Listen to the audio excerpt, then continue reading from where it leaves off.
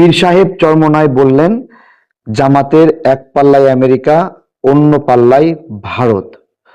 আসলে এটার বাস্তবতা বা সত্যতা কতটুকু যদি আমরা বিশ্লেষণ করি, জামাত 1971 সালে বাংলাদেশের মানুষকে যখন হত্যা করছিল, নারীদের ধর্ষণ করছিল, তখন জামাতের প্রধান সহায়ক ছিল আমেরিকা।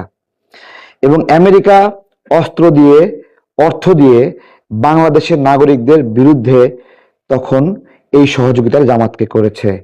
এটা একটা ঐতিহাসিক বিষয় যে জামাতের সেই বন্ধুত্বের জায়গাটি আমেরিকার সাথে এখনো নষ্ট হয়নি। যে আমেরিকা ইসরায়েলকে যেভাবে অর্থ দিয়ে, অস্ত্র দিয়ে সাহায্য করে ইসরায়েলিদের হত্যা করার জন্য, তেমনি বাংলাদেশের নাগরিকদেরকে হত্যা করার জন্য সেই সময় অস্ত্র এবং অর্থ দিয়েছিল।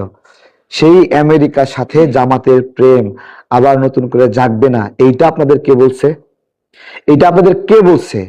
আর কোন রাজনৈতিক দল যদি প্রকাশ্য ঘোষণা দেয়, কি ঘোষণা দিছে?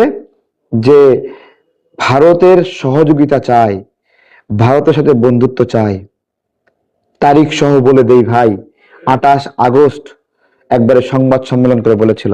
আবার 31 আগস্ট ভারত এই বিষয়ে রেসপন্স করেছিল, তারা ভেবে দেখবে। এখন প্রশ্ন হলো, ভারত কেন জামাতকে সহযোগিতা করবে? সত্যিকার অর্থে ভারত যদি একটা অস্থিতিশীল বাংলাদেশ চায় এবং আমেরিকাও যদি একটা অস্থিতিশীল বাংলাদেশ চায়, তার জন্য জামাতকে বিজয়ী করা খুবই জরুরি। একটা অস্থিতিশীল বাংলাদেশ হলে ভারত এবং আমেরিকার লাভ কি?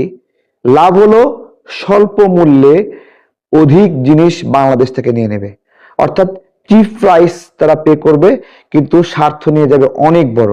অর্থাৎ বাংলাদেশকে মিনিমাম স্বার্থের বিনিময়ে আমেরিকা এমন কিছু নিতে চায় যেটা দেওয়ার জন্য একমাত্র উপযুক্ত একটা দুর্বল দল এবং এই ধরনের ইস্টাবলিশমেন্ট গুলো সত্যিকারের স্টেক হোল্ডার যারা, তাদের হাতে ক্ষমতা দিতে চায় না।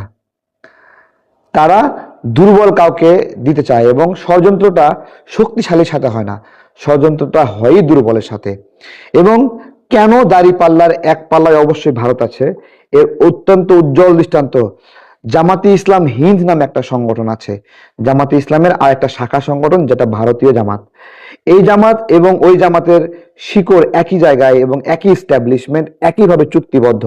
আমাদের নির্বাচন কমিশনের আরপিওতে আছে, কোন সংগঠনের এইরকম শাখা থাকা যাবে না যে ওই শাখার বাংলাদেশ কমিটি, ওই শাখার অন্য একটা দেশের রাজনৈতিক কমিটি, এবং দুইটা ভিন্ন ভিন্ন রাজনৈতিক মানে এস্টাবলিশমেন্টে একই এজেন্ডা নিয়ে কাজ করে। এটা হলো